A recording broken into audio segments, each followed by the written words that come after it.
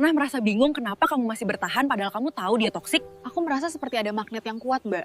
Logikaku ingin pergi, tapi hatiku menolak. Itulah yang kita sebut trauma bonding, sebuah ikatan emosional yang tercipta karena rasa takut dan kasih sayang yang bercampur. Jadi, perasaanku ini sebenarnya adalah hasil dari manipulasi yang dia lakukan selama ini. Tepat sekali. Manipulasi ini bekerja seperti intermittent reinforcement atau penguatan yang tidak terduga. Maksudnya seperti saat dia tiba-tiba baik setelah memaki-makiku habis-habisan. Iya, kejutan manis di tengah badai itulah yang membuat otakmu terus menanti-nanti kapan dia akan baik lagi. Pantas aja aku selalu berharap dia kembali jadi orang baik yang dulu aku kenal. Otakmu melepaskan dopamin saat dia baik dan kortisol saat dia jahat. Ini menciptakan siklus kecanduan. Berarti hubungan ini udah merusak sistem hormon di dalam otakku ya, Mbak? Sayangnya iya. Kamu sedang mengalami sakau emosional setiap kali dia menjauh atau mengabaikanmu. Lalu bagaimana aku bisa memutus rantai kimia yang menyiksaku ini, Mbak Wiwi? Langkah pertama adalah menerima kenyataan bahwa rasa sakit ini adalah gejala detoksifikasi. Berarti aku harus siap merasa sakit untuk bisa benar-benar sembuh nantinya. Betul. Mari kita bedah lebih dalam bagaimana trauma bonding ini bekerja agar kamu bisa melawannya. Aku akan mendengarkan dengan saksama. Aku ingin bebas dari ikatan beracun ini. Tahukah kamu kalau hormon oksitosin juga berperan? Ini adalah hormon kasih sayang dan ikatan batin. Bukannya itu hormon yang baik, Mbak? Kenapa malah membuatku terjebak? Narsistik menyalahgunakan hormon ini.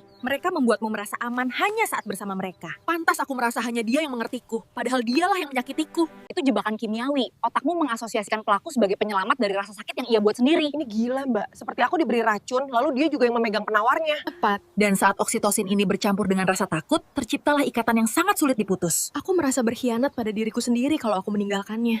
Kecanduan ini diperkuat dengan fluktuasi emosi yang ekstrem. Ya. Dari sangat bahagia ke sangat sedih. Setiap kali dia minta maaf, aku merasa dopaminku melonjak tinggi lagi. Itulah yang membuatmu bertahan. Kamu mengejar high dari permintaan maafnya yang palsu. Berarti aku sebenarnya cuma rindu pada sensasi bahagianya aja, bukan pada orangnya. Betul, kamu jatuh cinta pada potensi orang itu, bukan pada kenyataan pahit di depan matamu. Aku selalu berharap dia yang manis akan menetap selamanya, tapi itu mustahil. Sadarilah bahwa dia yang manis hanyalah umpan untuk memancingmu masuk ke dalam jaringnya. Umpan itu terasa sangat lezat sampai aku dan ada kail di dalamnya. Sekarang kita bahas disonansi kognitif. Perang antara dua kenyataan yang bertolak belakang di kepalamu. Maksudnya saat aku tahu dia jahat, tapi aku tetap membela dia di depan orang lain. Iya, Otakmu mencoba mendamaikan fakta bahwa orang yang kamu cintai adalah orang yang menyakitimu. aku sering berbohong pada diriku sendiri supaya aku tidak perlu merasa terlalu sakit. Itulah mekanisme pertahanan diri. Kamu menciptakan alasan untuk membenarkan perlakuan yang buruk. Aku bilang dia cuma lagi stres kerja, makanya dia membentakku. Padahal itu tiap hari. Berhenti membuat alasan untuknya. Lihatlah fakta tanpa balutan perasaan pribadimu. Faktanya. Dia memang menyakitiku dengan sengaja. Menyakitkan sekali melihat ini, Mbak. Sakit adalah tanda bahwa disonansi itu mulai pecah. Kamu mulai melihat kebenaran yang sesungguhnya. Rasanya seperti ada kaca yang pecah di kepalaku. Semuanya jadi terlihat berantakan. Jangan takut pada kekacauan itu. Dari samalah kamu bisa mulai menyusun kembali jati dirimu. Tapi aku udah lupa siapa diriku sebelum bertemu dia. Semuanya udah hancur. Kamu tidak hancur, kamu hanya terurai. Kita akan menyusunnya lagi, satu persatu, dengan lebih kuat. Tolong bantu aku, Mbak. Aku ingin menemukan diriku yang dulu lagi. Kita mulai dengan detoksifikasi emosi. Persiapkan dirimu untuk masa-masa sulit yang akan datang. Apapun itu, aku akan menjalaninya. Aku harus bebas dari penjara pikiran ini. Detox emosi berarti memutus semua supply. No contact adalah aturan nomor 1. Mbak, apa aku harus memblokir dia? Rasanya itu terlalu jahat untuk dilakukan. Itu bukan jahat, itu perlindungan diri. Kamu sedang mengunci pintu rumahmu dari pencuri energi.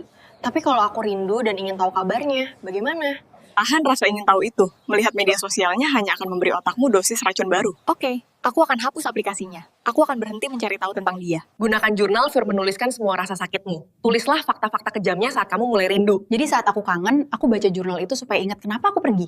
Tepat, jangan biarkan ingatan manismu menipu kenyataan yang terjadi sekarang. Aku udah menulis daftar perlakuannya. Banyak sekali, Mbak. Kenapa aku dulu tahan ya?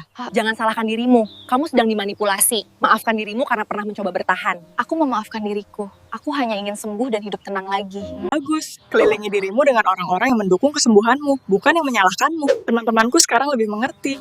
Aku tidak merasa sendirian lagi. Satu hari demi satu hari. Jangan pikirkan selamanya, pikirkan aja cara untuk selamat hari ini. Hari ini aku aman. Hari ini aku tidak menghubungi dia. Aku berhasil, Mbak. Ya, sekarang saatnya mengambil kembali apa yang ia curi darimu. Apa hobimu yang dulu kamu tinggalkan? Aku suka melukis, Mbak. Dia dulu selalu bilang lukisanku jelek dan buang-buang waktu. Lukislah kembali. Biarkan warna-warna itu menyembuhkan hatimu yang pernah dibuat kelabu. Aku sudah beli kanvas baru. Rasanya sangat bersemangat bisa berekspresi lagi. Identitasmu bukan tentang apa kata dia. Identitasmu adalah apa yang kamu bangun hari ini. Aku bukan lagi miliknya. Aku adalah diriku sendiri, penuh dengan potensi. Kemenangan sejati adalah saat dia tidak lagi memiliki ruang di dalam pikiranmu. Aku sudah mulai jarang memikirkan dia.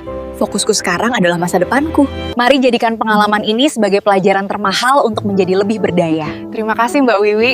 Aku merasa benar-benar sudah terlahir kembali. Saya Wiwik, tetaplah sadar dan berdaya. Sampai jumpa di pembahasan strategi selanjutnya. Terima kasih sudah menemani perjalananku. Sampai jumpa teman-teman. Kita pasti bisa sembuh.